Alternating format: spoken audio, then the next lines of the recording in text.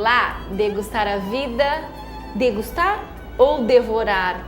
Receitas da felicidade. Sociólogo Alex Araújo e nós vamos hoje degustar. Já voltamos.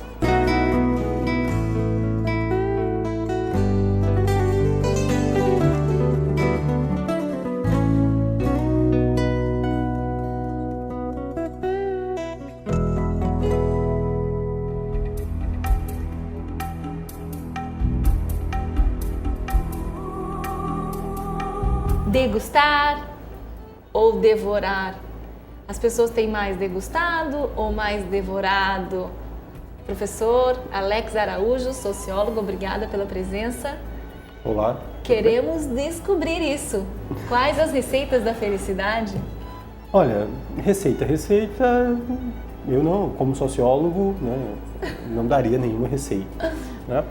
Sobre o devorar ou degustar, eu diria que nós estamos mais devorando a vida do que propriamente degustando. Né?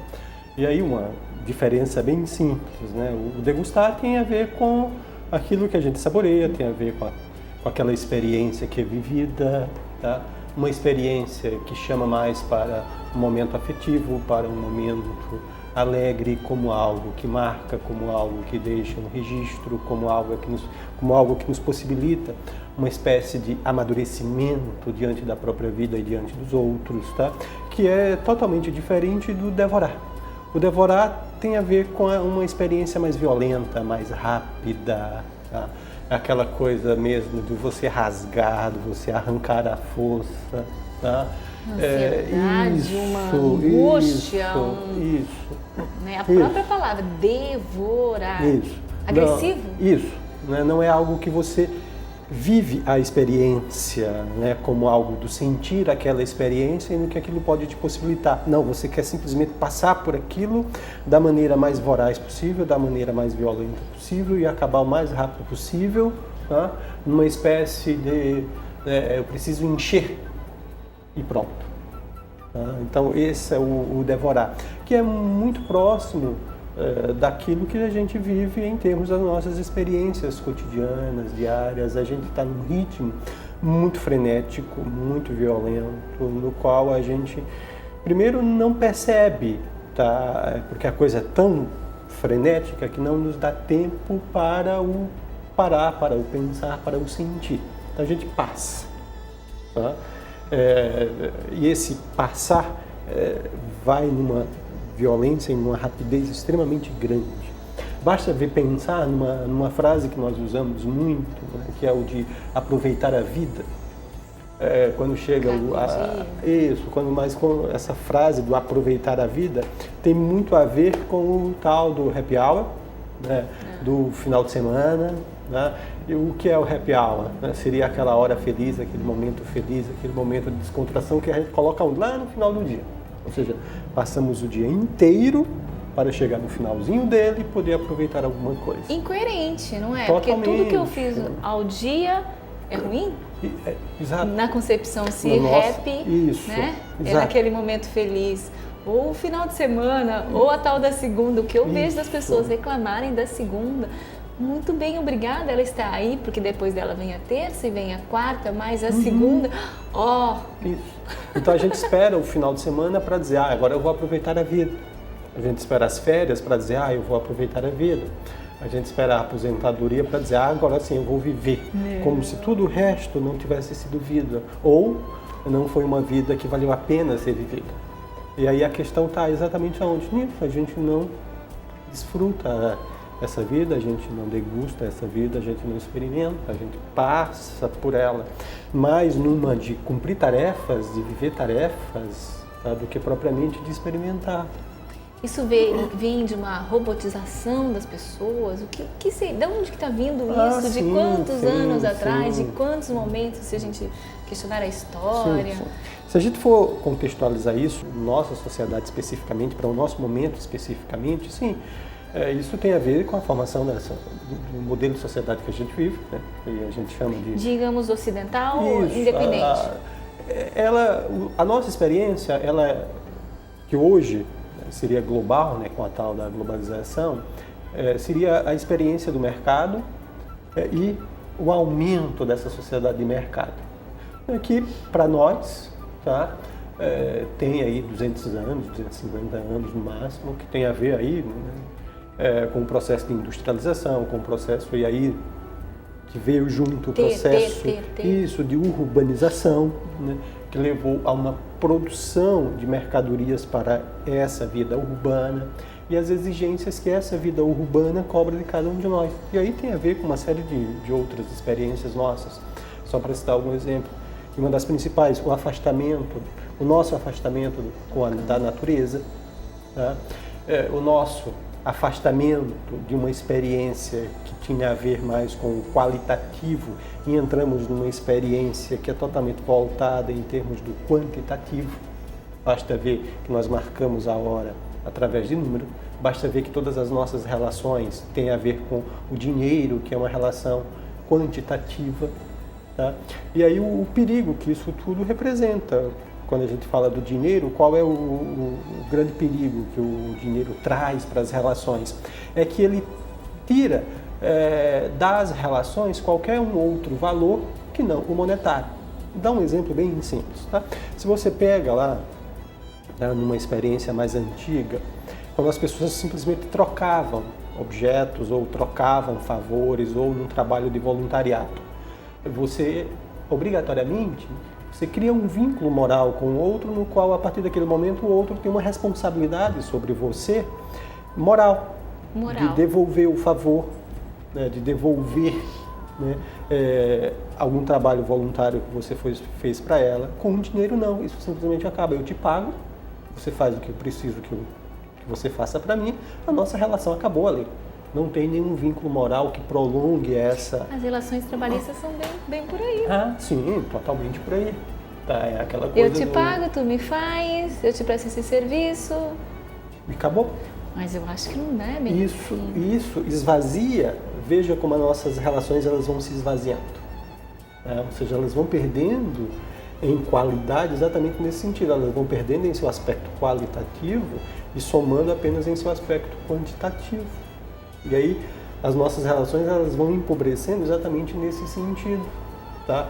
Das nossas relações elas serem mediadas apenas pelo critério financeiro e grande parte das nossas relações hoje estão mediadas pelo critério financeiro, porque o mercado é só financeiro, tá?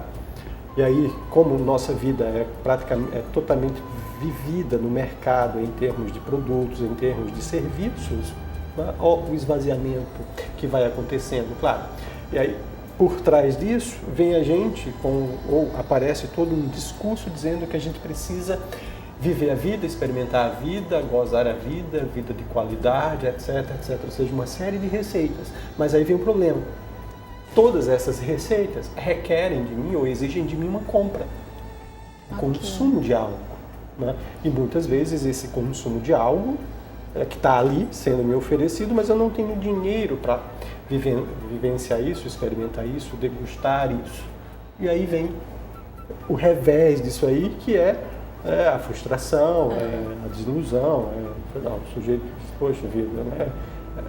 Estou vendo que um pacote de viagem para a praia me ajudaria a degustar a vida, mas quanto é que custa? Né? A comida de um bom restaurante me ajudaria a degustar a vida, mas quanto é que custa? Tá? Boas roupas compradas em lojas do shopping me ajudaria a degustar a vida, mas quanto é que custa? Tá? E aí ao invés de você ter a promessa de uma realização que de fato ela não vai acontecer, você cria mais ansiedade, porque o sujeito vê a vida dele passando, né? Grande parte dessa vida é vivida no mercado, né? No qual ele é diminuído como uma simples peça a mais nesse jogo de relações de mercado, né? E aí, quando é que ele vai poder aproveitar a vida? No final do dia, no final de semana, nas férias, na aposentadoria. Mas a questão é, ele tem dinheiro para isso? Nós vamos instigar quem está em casa a, pelo menos, inspirar a degustar, questionar o que está devorando na sua geladeira, no seu carro, na sua casa, nas suas relações. Nós vamos para mais um intervalo. Antes dele, degustar saúde.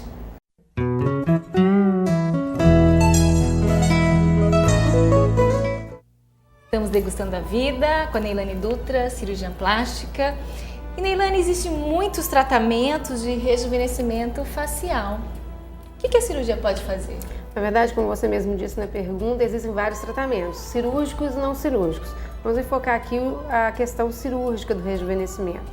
Então a gente começa pela área dos olhos, né?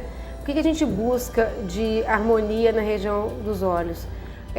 A posição adequada da sobrancelha, do supercílio, tem cirurgia para elevar o supercílio e deixar um olhar mais vivo, né? A região da pálpebra superior, onde são retiradas bolsas e pele em excesso. A região da pálpebra inferior, onde são retiradas as bolsas.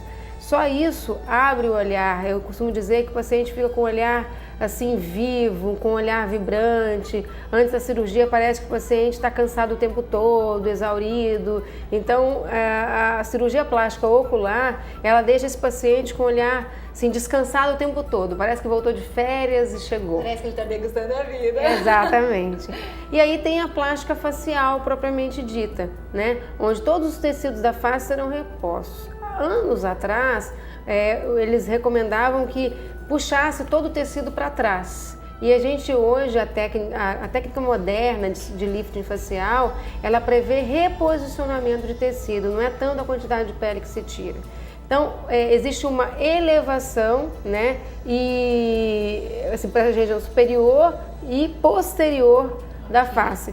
Então, com isso a gente consegue elevar supercílio, melhorar a maçã do rosto, que é o terço médio da face, melhorar aquelas bolsinhas que a gente chama de orelhinha de bulldog, e melhorar aquele excesso de pele na região cervical. Existe ainda uma coisa mais invasiva, que é aquelas bandas que aparecem na região cervical, que também pode ser melhorada através de pontos nessa região. Então, o objetivo principal é reposicionar os tecidos e não tirar a grande quantidade de pele. Aí, somado a isso, no pós-operatório, pode-se optar por um tratamento complementar, que aí é um peeling, né, o uso de laser, um botox, que pode complementar esse resultado cirúrgico. Deixar as expressões mais naturais possíveis. Exatamente, esse é o objetivo agora, deixar natural. O paciente ele tem que se sentir bem, né, rejuvenescido, descansado, mas sem aquela aparência de que está assustado o tempo todo. O objetivo é naturalidade, realmente, para que não possa parecer artificial, porque não adianta estar com flacidez no corpo inteiro e estar com o rosto esticadinho, né? A gente tem que deixar isso mais ou menos harmonioso, equilibrado, exatamente. Excelente, obrigada, Neilane.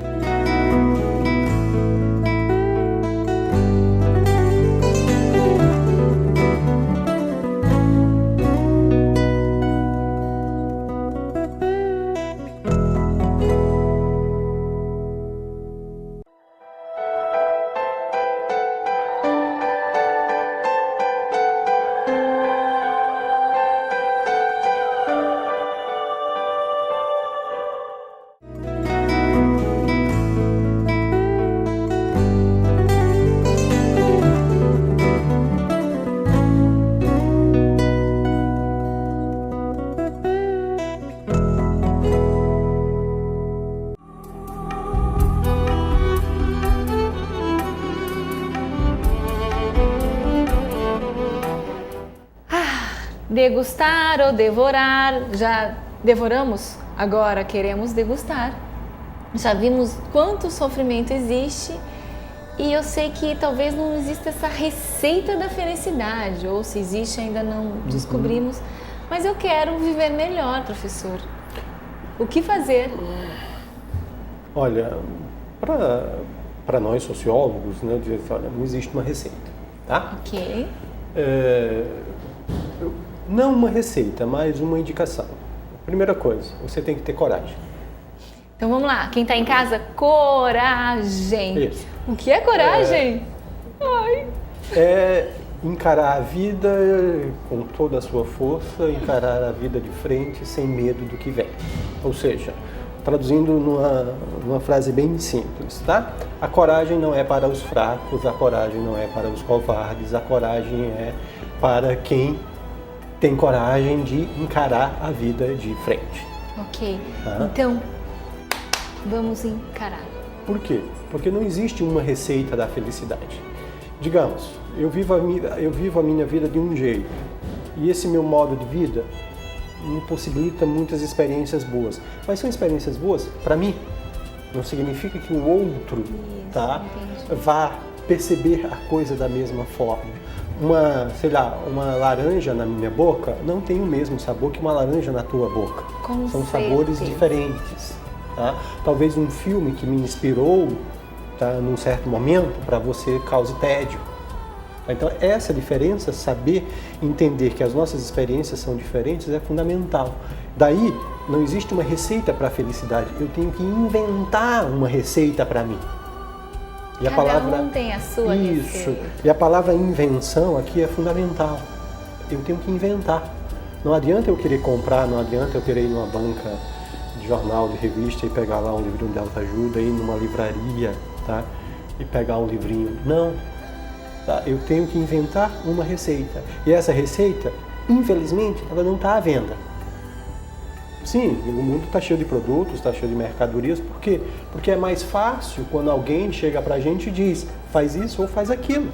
Experimenta de um jeito e não de outro. É muito mais cômodo, é muito mais fácil. Mas aquilo que funciona para mim, repito, pode não funcionar para você.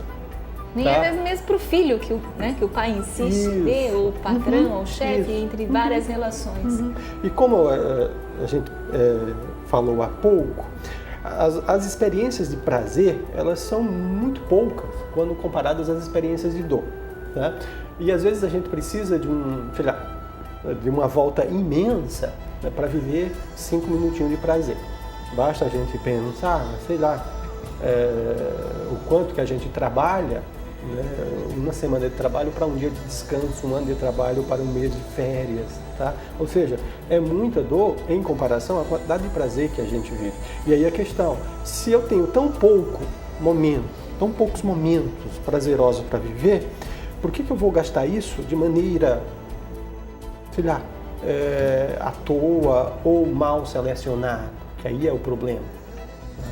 A nossa capacidade de selecionar coisas que de fato sejam prazerosas, sejam alegres. E aí a gente troca, e essa troca também é uma troca ruim. A gente está trocando alegria por euforia.